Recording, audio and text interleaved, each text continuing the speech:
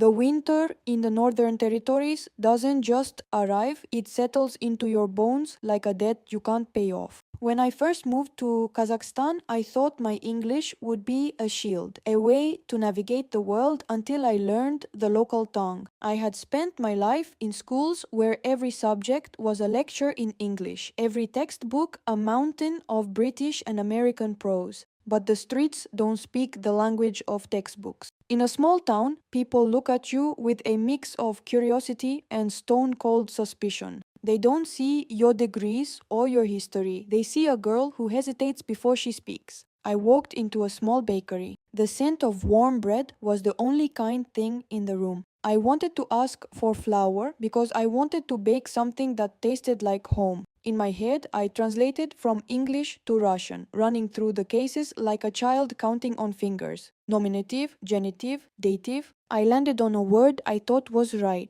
Instead of asking for flour, I accidentally used a word that sounded like torment or suffering. The baker just stared at me. "We don't sell that here," she said, her voice sharp with certainty. I walked out into the snow, my face burning hotter than any stove. I realized then that my mind was like an abandoned trench in the snow. It was a hole in the ground, bare, cold, and empty of the tools I needed to survive the social winter. I had to build my own baffle for the heat. I had to reinforce the roof of my understanding. I started watching cartoons, trying to catch the rhythm of the words. I felt like I was gathering flat stones from a frozen creek bed, trying to fit them into a stove that wouldn't smoke. Every new verb was a stone. Every correct declension was a piece of clay used to seal the gaps in my walls. As the channel grew, I felt the pressure of 1,000 eyes. I wanted to tell a story about a castle, a place of heritage and history.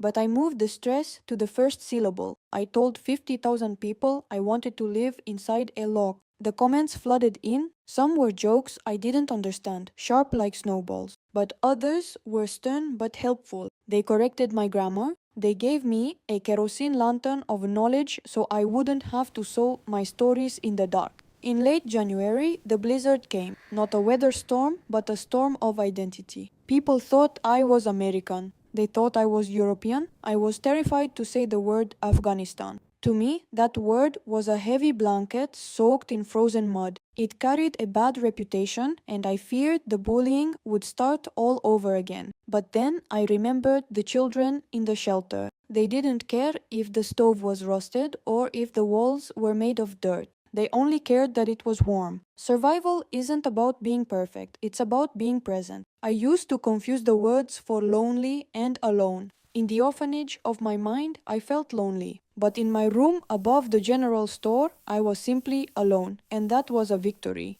It was the first place where I didn't have to ask permission to exist. My hands are getting stronger. I am learning to read the grain of the language. The cases are still a forest I get lost in, but now I carry a compass. The winter is breaking. The snow is melting into the creek. I made this channel for myself to see my progress, but I found a community instead. Sometimes a stranger knocks on my door, a new follower who is also struggling, also cold, also confused by the stuck flues of a new culture. And I realize I can help. I can show them that even if you smoke up the room and trip over your own tongue, you are still alive. The lantern casts a warm glow. We made it through the worst of the season. Steady hands, clear minds, that is more than enough.